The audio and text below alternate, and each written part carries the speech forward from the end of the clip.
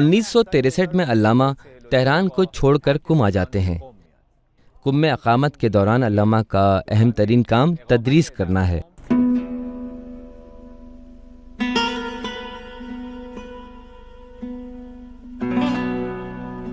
علامہ حسن زادہ آملی 1963 میں تہران سے قم منتقل ہو گئے۔ جب وہ قم منتقل ہوئے اس وقت ان کی عمر 35 سال تھی۔ انہوں نے تہران میں تقریباً جو کچھ پڑھنا چاہیے تھا پڑھ لیا۔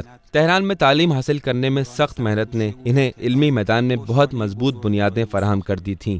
قم میں ان کا آنا صرف آخری اعلیٰ دینی درجات کو حاصل کرنے کی خاطر تھا اور گویا ایسے نظریات کی تکمیل کے لیے تھا جسے فلسفہ و عرفان کہا جا سکتا ہے۔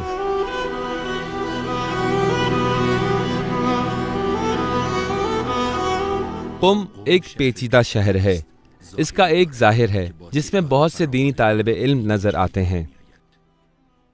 ائمہ دین کے زمانے سے قم ایک دینی مرکز کی حیثیت اختیار کر چکا تھا۔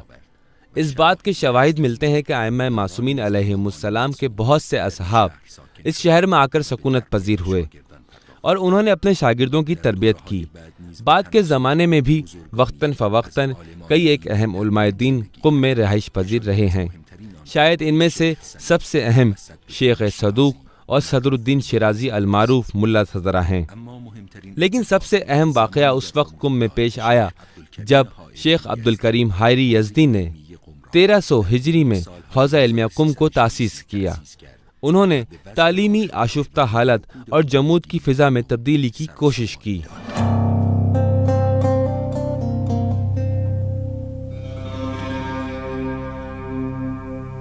1922 کی بہار کے شروع میں علماء، تجار اور تہران کے کاروباری حضرات کی ایک میٹنگ قم میں رکھی گئی۔ اس میٹنگ میں کئی گھنٹے تک حوزہ علمیہ قم کی تاسیس کے بارے میں بحث و گفتگو ہوتی رہی۔ آخر کار حتمی فیصلے کے لیے آیت اللہ العظمی حائری کا انتخاب کیا گیا۔ قم کے علماء و بزرگان اور آیت اللہ العظمی حائری نے حوزے کی تاسیس پر اصرار کیا۔ نیز قم کے بعض کاروباری افراد نے بھی حوزہ علمیہ کے لیے مالی تعاون کی یقین دہانی کرائی۔ دوسرے دن صبح آیت اللہ العظمی حائری حضرت معصومہ قم سلام اللہ علیہا کے حرم میں نماز فجر ادا کرنے کے بعد دعا کے لیے کھڑے ہوئے۔ دعا کے بعد استخارہ کیا اور خود کو مشیت الہی کے حوالے کر دیا۔ انہوں نے مصمم ارادہ کر لیا کہ حوزہ علمیہ قم کا آغاز کر دیا جائے۔ اس سلسلے میں انہوں نے شہر عراق سے اپنے شاگردوں کو قم آنے کی دعوت دی۔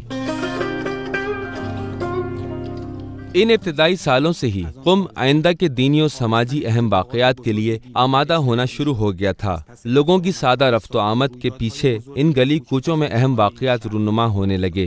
مساجد، مدارس اور گھروں میں کلاسیں، درس و بحث اور تحقیقات کے جلسے ہونے لگے، جو موجودہ ایرانی تاریخ میں رونما ہونے والے بعض اہم سیاسی، دینی واقعات اور علمی و فلسفی تحریکوں کی بنیاد قرار پائے۔ یہاں بہت سے گھروں میں کئی ایک اہم کتابیں، رسالے اور علمی حاشیے موجود ہیں۔ یہ سید انصاری شیرازی کا گھر ہے۔ یہ ایسا گھر ہے جس کی پرانی ساخت آج بھی باقی ہے۔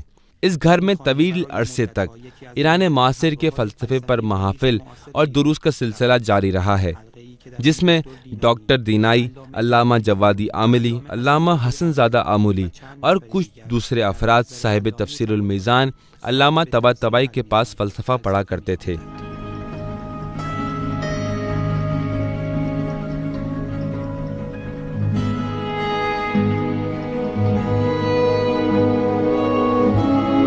علامہ حسن زادہ آملی نے طرز تدریس کو اپنے اساتذہ سے وراثت میں پایا ہے۔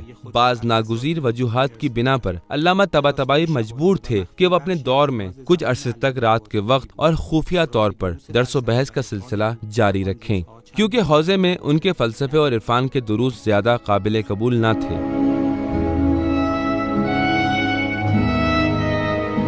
کہا جاتا ہے کہ علامہ طباطبائی مجبور تھے کہ وہ خفیہ طور پر اور لوگوں کی نظروں سے اوجھل فلسفہ و عرفان کے اپنے دروس کہیں۔ کبھی وہ اتنے مجبور تھے کہ دروازوں کو اندر سے قفل کر دیا کرتے تھے تاکہ نامحرم افراد کے بے وقت آ جانے سے محفوظ رہ سکیں اور ان کی خفیہ کلاسوں سے وہ پردہ نہ اٹھا دیں۔ بیان کی گئی باتوں کے مطابق علامہ طباطبائی کے دروس جن میں وہ ملا صدرہ کی اسفار پڑھایا کرتے تھے بہت ہی خاص تھے۔ ان دروس میں شرکت کرنے والے افراد جنہیں علامہ نے خود انتخاب کیا تھا، علامہ کی ہدایت کے مطابق کسی ایک طالب علم کے گھر میں اکٹھے ہو جایا کرتے تھے۔ ان دنوں میں ظاہراً زیادہ تر دروس حرم کے نزدیک جناب سید انصاری شیرازی کے گھر میں ہوا کرتے تھے۔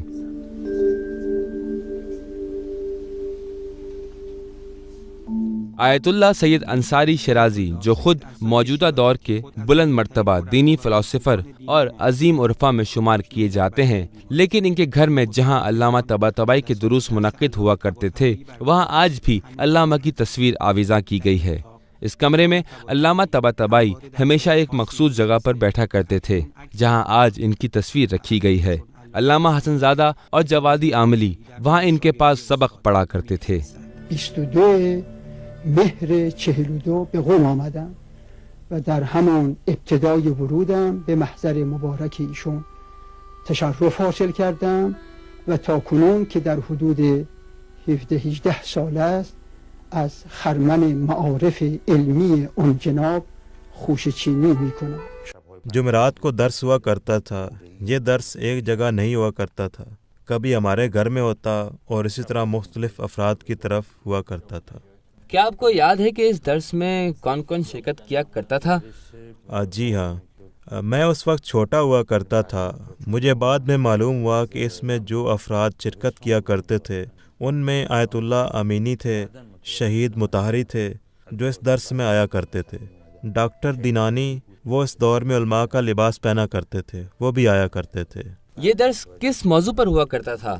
کوئی خاص موضوع نہیں ہوا کرتا تھا، یہ حضرات آیا کرتے تھے اور مختلف سوالات کیا کرتے تھے۔ درسی سوال نہ تھے، کتاب سے ہٹ کر سوالات ہوتے تھے۔ اس میں مرکزی حیثیت علامہ طباطبائی رکھتے تھے، دعوت کا سلسلہ تو نہیں ہوتا تھا نا؟ جی بالکل، دعوت نہ ہوتی تھی۔ قرآن تفسیر کے موضوع پر درس نہیں ہوتا تھا یا کوئی مخصوص موضوع نہیں ہوتا تھا؟ نہیں، کوئی خاص موضوع نہیں ہوا کرتا تھا، آزاد درس ہوتا تھا۔ بالخصوص یہ کہ علامہ کا کام فلسفہ، عرفان اور تفسیر سے متعلق تھا اور ان علوم میں اعلیٰ درجے کی مہارت رکھتے تھے۔ معارف علم شریف عرفان هم در عرفان عملی و هم در عرفان نظری، یعنی امروز کسی که باید به معارف دقیق عرفای بزرگ عالم اسلام دست داشته باشد و به اسرار و رموز گفته هایشون آگاهی داشته باشد، جناب استاد علامه طباطبایی مد ظله العالی می باشد۔ اس کے باوجود کہ آج فلسفہ اور عرفان کے دروس گزشتہ دور کی نسبت زیادہ آسانی اور آزادی سے منعقد ہو رہے ہیں، لیکن پھر بھی آج ایسے افراد کم نہیں ہیں جو فلسفہ بالخصوص صدرائی فلسفے سے ناخوش رہتے ہیں اور اس کے مخالف ہیں۔ ایسے افراد موجود ہیں جو مطبوعاتی اداروں میں علامہ اور ان کی طرز تعلیم پر تنقید کرتے ہوئے نظر آتے ہیں۔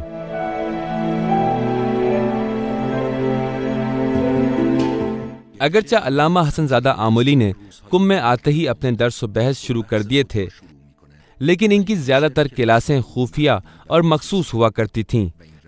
تقریباً 20 سال تک یہی طریقہ کار چلتا رہا۔ وہ اس عرصے میں قم کے علاوہ آمل میں بھی مسلسل دروس کہتے رہے ہیں۔ علامہ حسن زادہ کے ان مخصوص دروس کا مجموعہ آج مختلف کتب کی صورت میں سامنے آ چکا ہے۔ بعض کتب بہت ہی اہم ہیں، جیسے کتاب معرفت نفس۔ یہ کتاب ان کے دروس کا ماحصل ہے جو انہوں نے آمل میں اپنے چند ایک دوستوں کے پاس کہے تھے۔ ان کی خصوصی کلاسیں کبھی ایک ہی شاگرد کی موجودگی میں ہوا کرتی تھیں اور کبھی رات گئے وہ درس کہا کرتے تھے۔ ایسے ہی کلاسوں کا ایک اور ماحصل کتاب محی الدین عربی کی کتاب فصوص الحکم پر لکھی گئی ایک شرح ہے۔ شاگردوں کی تربیت کرنے میں ان کا ایک اہم طرز عمل یہ تھا کہ بسا اوقات طالب علم ان کے پاس رات ٹھہر جایا کرتے تھے اور استاد ان کی عملی طور پر تربیت کیا کرتے تھے۔ حتیٰ کہ ہماری آج کی رائج تقسیم بندی کے مطابق بالکل معمولی شاگرد بھی اس میں شامل ہوا کرتے تھے۔ وہ کبھی دن میں کبھی رات میں ان سے درس پڑھتے، کچھ شاگرد بعد ظہر ان سے درس پڑھتے تھے۔ انہوں نے ملا حسین قلی ہمدانی رحمۃ اللہ علیہ کے طرز عمل کو اپنی عملی زندگی میں اختیار کیا تھا۔ ایک درس بعد از ظہر پڑھاتے تھے، دن میں پڑھاتے تھے۔ ان کا ایک درس ابتدائی شب مغرب عشاء کی نماز کے بعد ہوا کرتا تھا۔ ایک اور اہم درس جس کا مجموعہ یہ کتاب ہے وہ آدھی رات کے بعد سحر کے قریب ہوا کرتا تھا۔ اس کا مجموعہ محی الدین ابن عربی کی کتاب پر یہ کتاب ممد الہمم فی شرح فصوص الحکم ہے۔ حقیقت میں یہ تفسیر قرآن کریم ہے جس کا درس آدھی رات میں دیا کرتے تھے۔ 1984 میں علامہ نے فیصلہ کیا کہ قم میں عمومی دروس کا سلسلہ شروع کریں۔ اس سے پہلے ان کے دروس خاص شاگردوں تک محدود رہتے تھے، لیکن اس سال سے انہوں نے عمومی دروس شروع کر دیے۔ ان میں سے زیادہ تر درس مسجد سعادت اور مسجد معصومیہ قم میں منعقد ہوا کرتے تھے۔ علامہ کے شاگردوں کی دوسری نسل اسی گروہ سے تعلق رکھتی ہے۔ اس دور میں علامہ خاص طور سے جو درس کہا کرتے تھے ان میں درس شفا تھا، اسفار کا درس تھا، لیکن اس وقت تک ہم کچھ خاص نہیں پڑھ چکے تھے، اس اہل نہیں تھے کہ ان دروس میں شرکت کرتے۔ پھر 1984 میں جب اشارات کا درس شروع ہوا، اس وقت تک ہم اتنا پڑھ چکے تھے کہ جناب استاد کے درس میں شرکت کر سکیں۔ ہم 1976 میں حوزہ میں داخل ہوئے، اس لیے 1984 میں ہم آمادہ تھے کہ جناب استاد کے درس میں شرکت کریں۔ علاوہ ازیں 1984 میں انہوں نے عمومی دروس کا سلسلہ بھی شروع کر دیا تھا۔ علامہ نے اپنی زندگی میں مختلف قسم کے شاگردوں کی تربیت کی ہے۔ علامہ کے شاگردوں میں عام لوگ بھی موجود ہیں اور حوزہ علمیہ کے طالب علم بھی ہیں۔ ان کے باقاعدہ طلبہ بھی دو قسم کے ہیں۔ کچھ وہ تھے جنہوں نے کوشش کی کہ علامہ کے تمام طرح کے دروس پڑھیں، اور کچھ ایسے تھے جنہوں نے صرف ایک یا دو دروس پڑھنے پر اکتفا کر لیا۔ اگرچہ علامہ کے شاگردوں کے بارے میں آسانی کے ساتھ اظہار رائے نہیں کی جا سکتی، لیکن اتنا کہا جا سکتا ہے کہ علامہ کے شاگرد کی خصوصیت ان کا مختلف اقسام کا ہونا ہے۔ ہر طبقے، شعبے اور ہر رنگ و نسل میں ان کے شاگرد موجود ہیں۔ ان کے شاگردوں میں ایک جیسی خصوصیات تلاش نہیں کی جا سکتی۔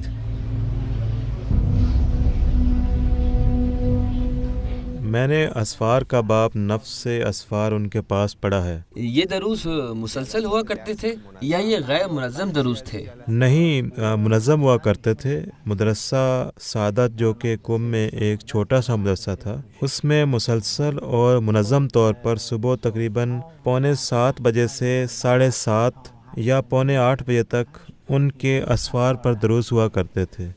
جی وہ ایک چھوٹا مدرسہ تھا، وہاں لوہے کی سیڑھیاں تھیں، ادھر اوپر ایک کلاس روم تھا جہاں بہت کم شاگرد، تقریباً 12 یا 13 افراد تھے جو درس پڑھنے آیا کرتے تھے۔ میں اپنے کام پر جانے سے پہلے درس میں شرکت کیا کرتا تھا۔ اس دور میں شہر قم کی عدالت کے اندر میں سب سے زیادہ کم عمر جج تھا۔ میں پینٹ شرٹ پہنے، ٹائی لگائے ہوئے دفتر جانے سے پہلے ان کی خدمت میں جایا کرتا تھا اور ان کے درس کو سنا کرتا تھا اور بعد میں اپنے کام پر چلا جایا کرتا تھا۔ اس درس میں باقی جتنے بھی افراد تھے وہ سب طالب علم تھے؟ صرف ایک آپ دینی طالب علم نہیں تھے؟ جی سب طالب علم تھے، صرف میں طالب علم نہ تھا۔ علامہ بہت عمدہ نامہ نگاری کیا کرتے تھے۔ معمولاً ہر وہ فرد جو انہیں خط لکھا کرتا تھا وہ اسے تفصیلی جوابی خط تحریر کیا کرتے تھے۔ ان میں سے بعض خطوط ایک کتاب نامہ و برنامہ شائع کیے گئے ہیں۔ یہ خطوط آج روحانی نصایح بن چکے ہیں۔ علامہ نے ان میں نصیحت بھرا انداز اپنایا ہے۔ ان میں سے ایک خط ڈاکٹر حسن امین ایران شناس معاصر کے نام ہے۔ وہ جب تعلیم حاصل کرنے کے لیے لندن جا رہے تھے، انہوں نے علامہ کو ایک خط لکھا تھا جس میں انہوں نے علامہ سے نصیحت کرنے کی درخواست کی تھی۔ اس کے جواب میں علامہ نے انہیں لندن خط لکھا تھا۔ افسوس ہے کہ اصل خط نہیں مل سکا، لیکن شائع ہونے والا نسخہ کتاب میں موجود ہے۔ اس خط کو لکھے ہوئے کتنے سال گزر چکے ہیں؟ کب یہ خط لکھا گیا؟ وہ معمولاً خط کی آخر میں تاریخ لکھا کرتے تھے۔ بہت طویل خط ہے۔ جی یہ خط انہوں نے 1973 میں لکھا تھا۔ پہلے صفحے میں فرماتے ہیں کہ حیرانی ہے کہ وہ طائر قدسی میرے جیسے پرندے جس کے بالوں پر ٹوٹ چکے ہیں، آنکھ بند اور پاؤں بندھے ہوئے ہیں، سے دستور عمل چاہ رہا ہے جس کے ذریعے وہ قرب خداوند کی بلندیوں کو پانا چاہتا ہے۔ ایسا ہی لکھا ہے۔ زیادہ تر بعض اشعار لکھے ہیں، چند ایک آیت قرآن کا ذکر بھی کیا ہے اور بعض روایات ہیں۔ نیز یہ کہ ان سب کو آپس میں ربط دیا ہے۔ جی ایسا ہی ہے۔ آپ اجازت دیں کہ میں یہ جملہ پڑھ کر سناؤں۔ جناب من، صدق و اخلاص کی پیشانی کو دوست کی درگاہ پر رکھو اور تہ دل سے کہو میں آ گیا۔ اگر پوچھیں یہاں کیوں آئے ہو، کہو کہاں جاؤں اور کس دروازے کی طرف رخ کروں۔ یہی راستہ ہے اور دوسرا کوئی راستہ نہیں، یہی دروازہ ہے اور دوسرا کوئی دروازہ نہیں ہے۔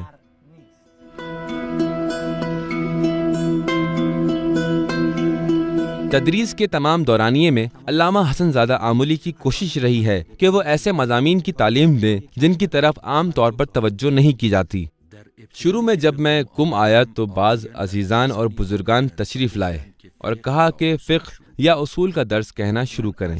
میں نے عرض کی الحمدللہ ان مضامین کو پڑھایا جا رہا ہے، ہم ان مضامین کو پڑھائیں جن کی تعلیم نہیں دی جا رہی، جیسے اصول، عقائد، امامت کے ابحاث، عصمت انبیاء اور انہی جیسے عناوین پر کام کریں۔ اس بنا پر میں نے منظومہ کا درس شروع کیا۔ 3-4 دور منظومہ کا درس کہا، 4 دور اشارات اور 1 دور اسوار کا درس کہا۔ ان میں تقریباً 14 سال کا عرصہ گزر گیا۔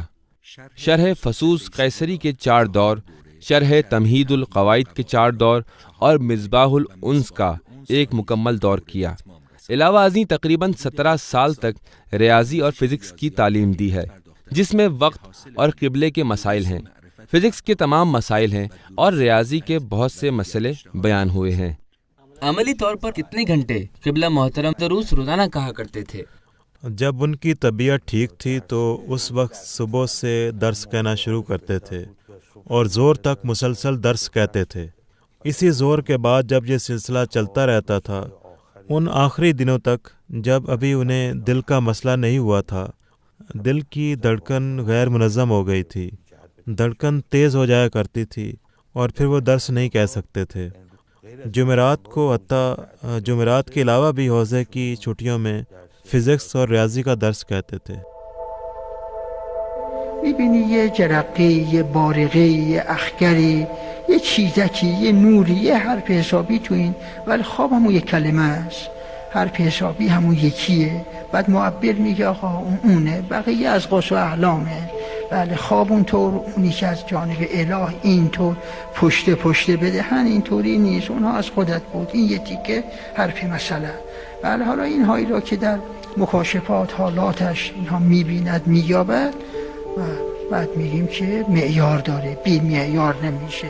همونطوری که علوم نظری را به قیاس عرضه میدارید، همونطوری که حروف صحیح را از زائد به فا و عین و لام عرضه میدارید، همونطوری که استواری و انحنای دیوار را به شاغول عرضه میدارید، همونطوری که در هر فن در هر علم میزان هست، اینجا هم میزان داریم که حرف سنجه است و اون قرآن کریم است که حق رو از باطل و تمیز میدهد و انسان کامل است که نحن الموازین القسط.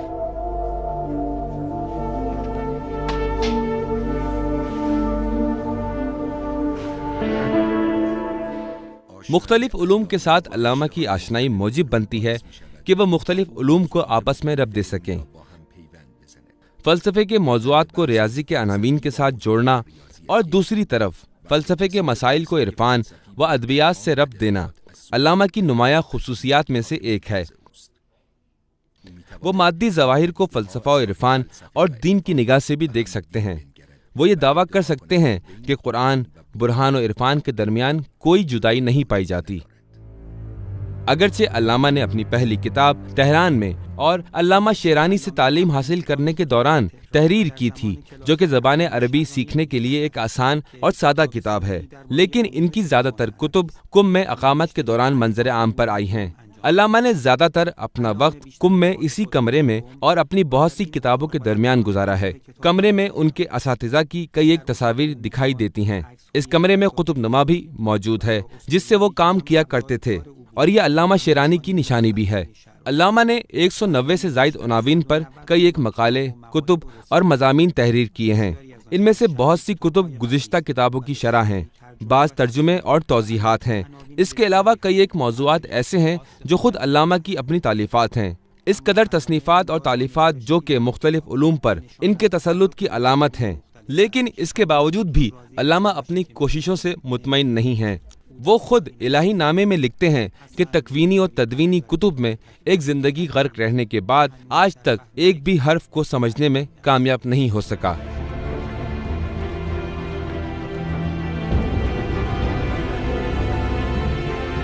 السلام علیکم۔ وعلیکم السلام۔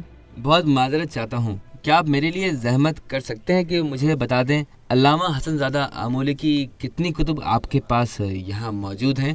119 جلد کتابیں تقریباً یہاں موجود ہیں۔ بہت عمدہ۔ علامہ کی تقریباً 120 کتابیں آپ کے پاس موجود ہیں۔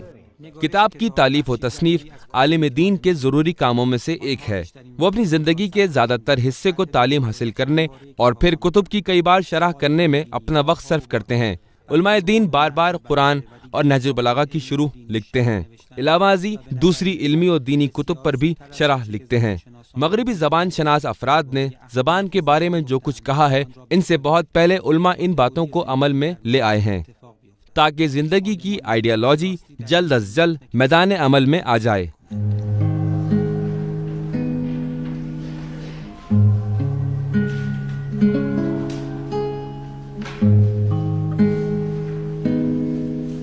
حقیقت میں علماء دین کتابوں کے متن میں زندگی گزارتے ہیں۔ آج زبان شناس افراد کی تھیوری یہ کہتی ہے کہ کسی کتاب کی تالیف کبھی ختم نہیں ہوتی۔ جب کبھی کوئی وہ کتاب پڑھتا ہے، یہ ایسا ہے کہ جیسے وہ کتاب دوبارہ لکھی گئی ہے، کیونکہ اس کے کلمات نئے زمان و مکان میں نئے معانی کے ساتھ پڑھے جا رہے ہوتے ہیں۔ یہ وہ طریقہ کار ہے جو دینی مدارس کی تاسیس سے آج تک جاری ہے۔ عالم دین میں قدیمی عبارت پڑھنے اور انہیں دوبارہ تالیف کرنے کی صلاحیت ہونی چاہیے۔ آثارم عرض کردم تا الان 190 اثر دارم، خیلی هاش به چاپ رسید، بعد این یکی از اونهاست، این یکی از اونهاست، بله و این هم یکی از اونهاست، این هم یکی از اینهاست، هم بزرگ و کوچیک آقا هست و خیلی ها چاپ شده، الان هم خیلی هم در دست چاپه دیگه، همینجور مشغولیم اگه اون وفا کنه. الان کسب جدید ندارم، نویسنده الان کارم شب و روز اینه که نوشته های پیشین رو دارم پاک نویس میکنم و تحریر میکنم، دیگه نمیتونیم کسب جدید، اون مربوط به اون زمان بود. رحمتش کنه. بله ایشون رضوان الله علی جان، این حالی که یه دونه این دوپاره اینا مردم نمیذارن پیش، رضوان الله اینا دارم اون گرفته. ان سالوں میں علامہ کے لیے کتاب، قلم و کاغذ کے علاوہ کوئی چیز اہم نہ تھی۔ وہ بہت زیادہ توجہ کے ساتھ کتاب کو پڑھتے تھے اور پھر اسے حفظ کر لیا کرتے تھے۔ اس کے باوجود کہ وہ کتاب اکٹھا کرنے کا بہت شوق رکھتے تھے، لیکن لکھنے کا شوق اس سے کہیں زیادہ موجزن تھا۔ ان کے پاس اب بھی چھپنے کے لیے اتنا مواد جمع ہے کہ جس کا حجم چھپ جانے والی کتابوں سے کہیں زیادہ ہے۔ آخر ایسی کون سی بات ہے جو علامہ کو لکھنے پر ابھارتی رہی ہے؟ ذاتی دلچسپی رکھتے تھے، جس میں علمی تشنگی بھی ایک وجہ ہے۔ نوجوانی ہی کے دور سے ایسے تھے، جیسا کہ خود فرمایا کرتے تھے، نیز معاشرتی ضرورت بھی تھی۔ اسی لیے اس کے باوجود کہ وہ فقہ میں مہارت رکھتے تھے، اصول میں ماہر تھے، تفسیر میں ید اللہ رکھتے تھے، لیکن انہوں نے اپنی زندگی کے بیشتر حصہ دینی حوزہ علمیہ میں، بالخصوص قم میں فلسفہ اور عرفان کے دروس کہنے میں صرف کر دیا تھا۔ حتیٰ ایک دن مخصوص نشست میں مجھ سے کہا، ایک دن میں نے قلم و دوات اور کاغذ تیار کیا کہ اپنی توضیح المسائل تحریر کروں۔ میرا حق بھی یہی تھا کہ میں لکھوں، لیکن جو ہی میں نے قلم اٹھایا، میرے ذہن میں یہ بات آئی کہ کیا آج لوگوں کو کسی اور توضیح المسائل کی ضرورت ہے؟ خدایا آپ کا شکر ہے کہ ان کی تمام سازشیں نقش بر آب ہو گئیں، حجاب کی کثرت سیراب ہو گئی ہے۔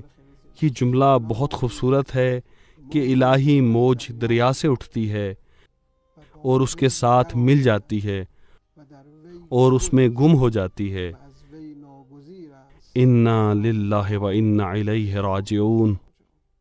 مختلف علماء خود ہی اپنی کتابیں لکھا کرتے تھے، احتمالاً اپنے ہاتھ سے، معمولاً ایسا ہی تھا۔ کوئی خاص طریقہ کار موجود تھا؟ کیونکہ یہ لائنیں بالکل منظم ہیں، یقیناً کوئی طریقہ تو ہوگا۔ لائنوں کا منظم ہونا مسترا کی وجہ سے تھا۔ یہ مسترا کیا ہے؟ ایک 4 کونوں والی تختی ہوتی تھی، اس کے اوپر سیدھی لائنیں ہوتی تھیں۔ ان لائنوں پر ایک ترتیب سے دھاگے لگائے جاتے تھے۔ جب یہ دھاگے خشک ہو کر سخت ہو جاتے تھے تو کاغذ کو اس کے اوپر رکھ دیا جاتا تھا، 10-20 جس قدر وہ چاہتے تھے۔ پھر ایک سنگ مرمر کو ان کاغذوں کے اوپر رکھ دیتے تھے۔ ایک دن رات میں ان دھاگوں کے نشان کاغذوں پر آ جاتے تھے، ایسے نشان پر لکھا کرتے تھے۔ یہ مرشی نجفی کتب خانہ ہے، خطی نسخوں کے اعتبار سے اسلامی دنیا کا تیسرا بڑا کتب خانہ۔ آیت اللہ العظمیٰ مرشی نجفی جس روز سے قم میں تعلیم حاصل کرنے آئے تھے، انہوں نے ایسے کتب خانے کی ضرورت کو محسوس کیا تھا۔ اس دن سے انہوں نے تنگ دستی اور غربت کے باوجود اپنا تمام سرمایہ خطی نسخوں کی خرید پر خرچ کر دیا۔ نسخوں کی خرید کے لیے وہ مرحومین کی نمازیں اور روزے اجرت پر لیتے اور اس ذریعے سے وہ رقم مہیا کرتے۔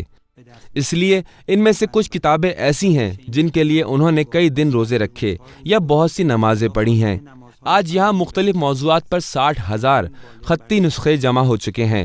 ان نسخوں کو دیکھنے کے بعد ایک دفعہ پھر اسکندریوں اور ایران میں چنگیزیوں کے ہاتھوں جلائے جانے والے کتب خانوں کا داغ ہمارے سینوں پر تازہ ہو جاتا ہے۔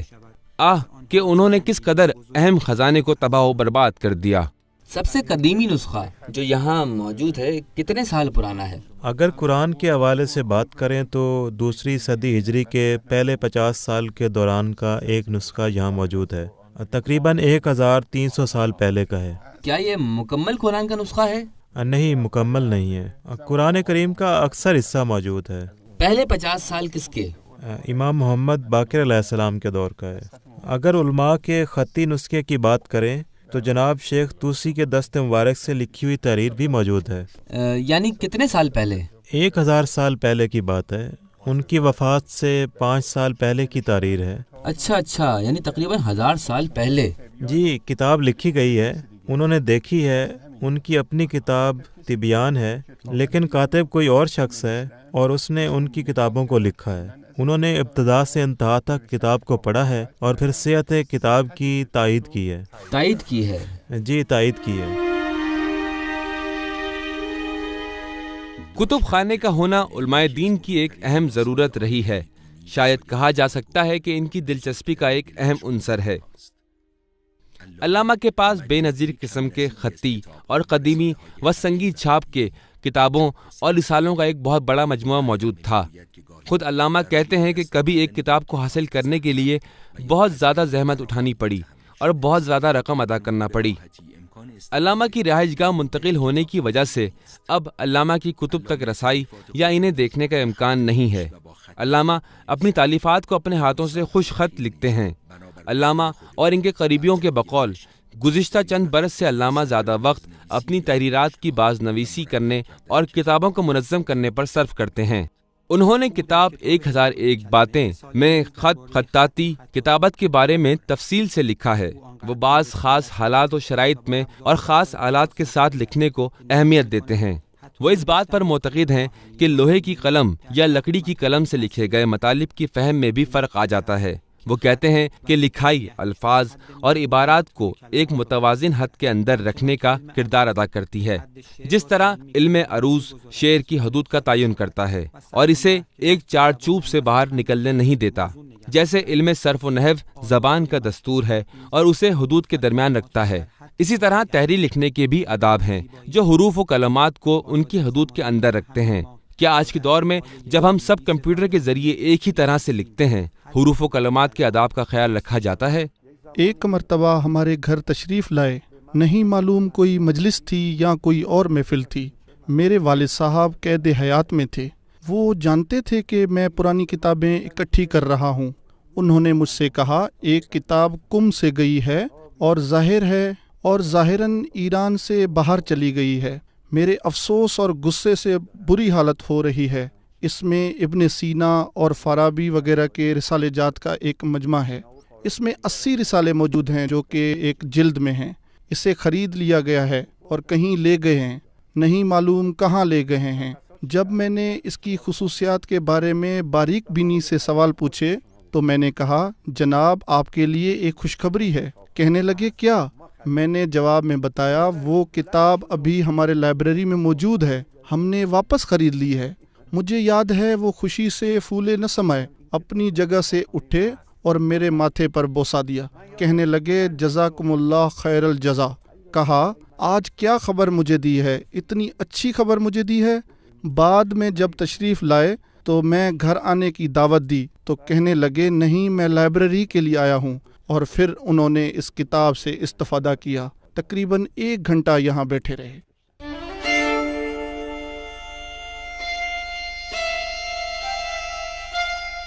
بہت سے مذہبی رسالے علماء دین کے کہے ہوئے دروس کا مجموعہ ہے۔ اگرچہ بحث و دروس کا یہ طریقہ کار اور طلباء کا رد عمل اور کسی ایک موضوع پر شرح و تفصیل کے ساتھ سوالات اس موضوع کو کھولتے ہیں اور قابل توجہ ہیں، لیکن اس سب سے اہم اعتراض یہ ہے کہ اس کی وجہ سے علماء دین اس موضوع کو لکھنے پر بہت کم وقت صرف کرتے ہیں۔ علامہ کی بہت زیادہ تصنیفات ہیں، لیکن آج بھی ان کے بہت سے کہے ہوئے دروس علم ریاضی اور نجوم کے دروس چھپنے کے لیے تیار نہیں ہو سکے، جبکہ دوسری طرف ان دروس کے بند ہو جانے کی وجہ سے عملی طور پر ان دروس کے چھپنے کا امکان ختم ہو گیا ہے۔ اپنی تصنیفات کی سیر علمی کے بارے میں ان کی ایک رائے تھی۔ اس سلسلے میں دروس معرفت نفس کو پہلی کتاب قرار دیتے ہیں۔ دوسری کتاب کے بارے میں یہ ہے کہ میں ایک جگہ درس پڑھاتا تھا، میں نے کہا قبلہ یہ لوگ دروس معرفت نفس کو پڑھ چکے ہیں، اب ہم کون سی کتاب پڑھیں؟ فرمایا اس کے بعد ان کے لیے کتاب اتحاد عاقل و معقول پڑھیں۔ کچھ وقت گزرا تو ہم نے کہا قبلہ اتحاد عاقل و معقول بھی ختم ہو گئی ہے۔ فرمایا عیون مسائل نفس پڑھیں۔ کچھ عرصے بعد ہم نے پوچھا قبلہ عیون مسائل نفس بھی ختم ہو گئی ہے، اب کون سی پڑھیں؟ فرمایا فصوص فارابی جو کہ 70 سے کچھ زیادہ فصلوں پر مشتمل ہے، شرح فصوص الحکم کو پڑھیں۔ یہ علمی سفر تھا جو ان کی اپنی کتابوں کے بارے میں تھا، اور یہ انہوں نے خود مجھے فرمایا تھا۔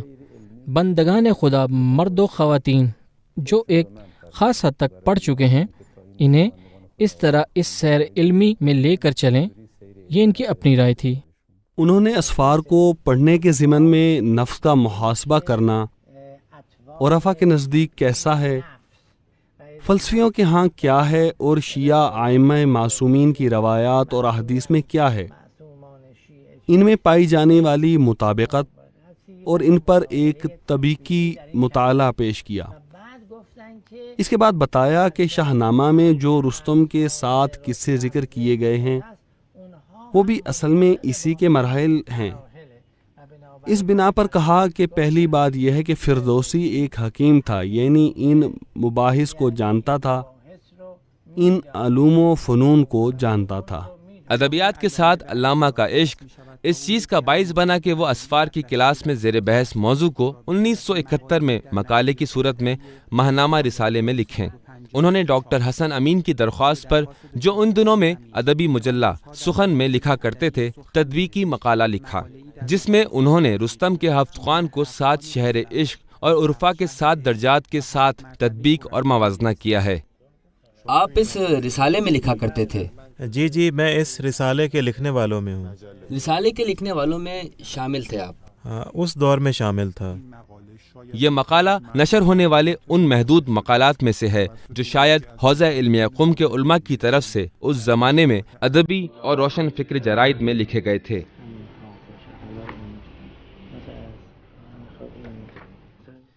تقریباً 1973۔ جی غالباً ایسا ہی ہے۔ اسی بارے میں ہے؟ جی اسی بارے میں ہے۔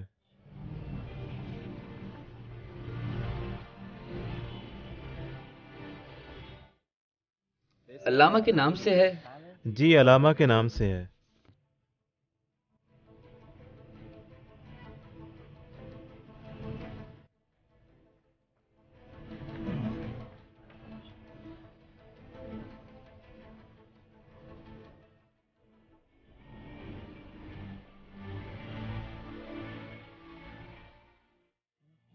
یہاں موجود ہے، صفحہ 783 پر ہے۔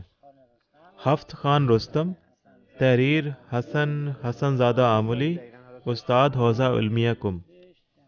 کس سال کا ہے یہ جو آپ کو ملا ہے؟ اس کی صحیح تاریخ کیا ہے؟ اس کی تاریخ 1975 ہے جس میں یہ چھپا ہے۔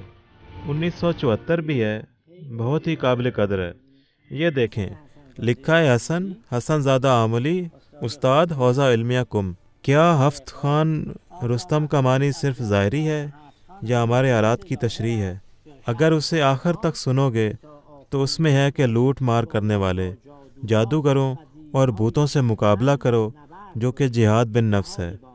آپ نے دیکھا کہ اس نے تیسری کہانی میں ایک اسدحے کو مار ڈالا۔ یہ جان لو کہ رومی عارف کے بقول نفس اسدحہ ہے۔ وہ کب مرا ہے؟ وہ تو شکار نہ ملنے کی وجہ سے افسردہ ہے۔